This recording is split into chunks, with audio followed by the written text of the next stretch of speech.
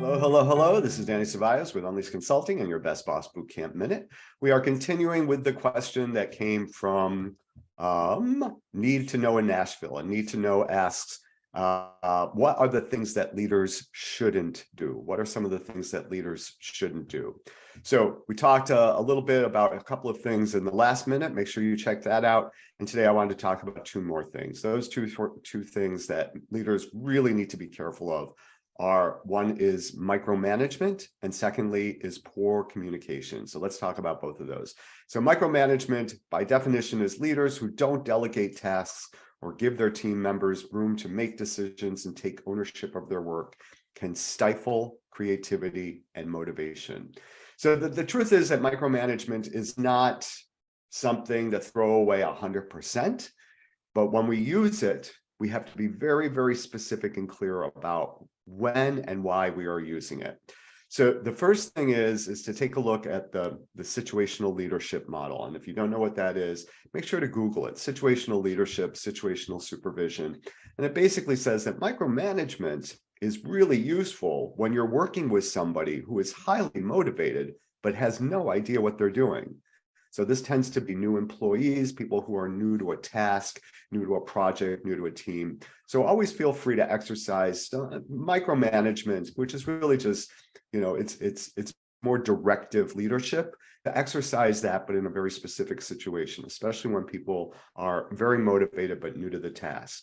Secondly, and more important now than ever, it was always important, but more important now than ever, that the research is showing, right? The research is really clear, is that autonomy is more important than ever. People are craving autonomy. This is especially true for the latest generation to come into the workplace, right? Those are folks that are not only craving autonomy, but insisting on autonomy.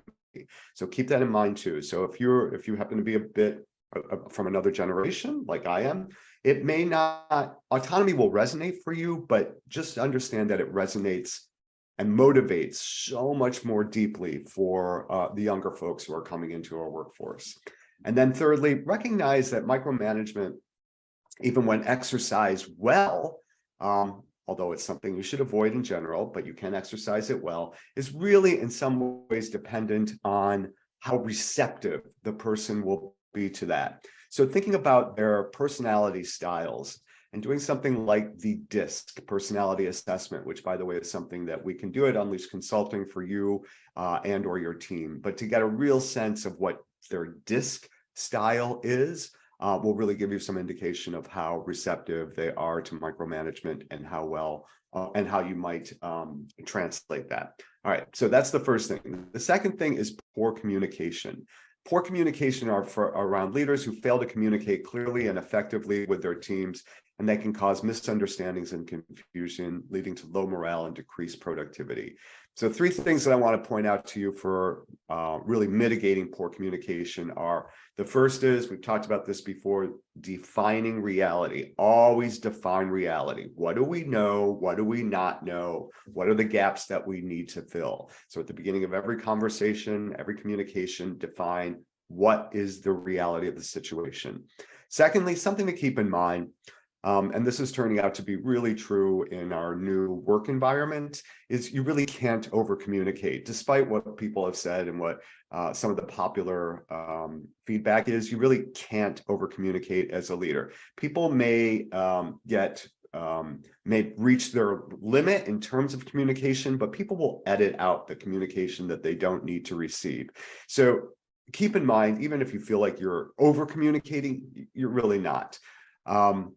Now, asking for response and reply, that may be exhausting for folks, but for you to communicate a message over and over again, I absolutely encourage you to do that. And thirdly, use the rule of six. The rule of six says that anytime that you are communicating something important, communicate it in six different ways. So email, perhaps a voice message, perhaps a Loom video, perhaps a written correspondence, perhaps messaging coming from another person. But think if you can arrange for your message to happen in six different ways. All right, so that's what we're talking about. What we just talked about today is the importance of being careful with micromanagement and poor communication. All right, this is Danny Ceballos with Unleashed Consulting, the Best Boss Bootcamp Minute. We'll see you next time. Bye now.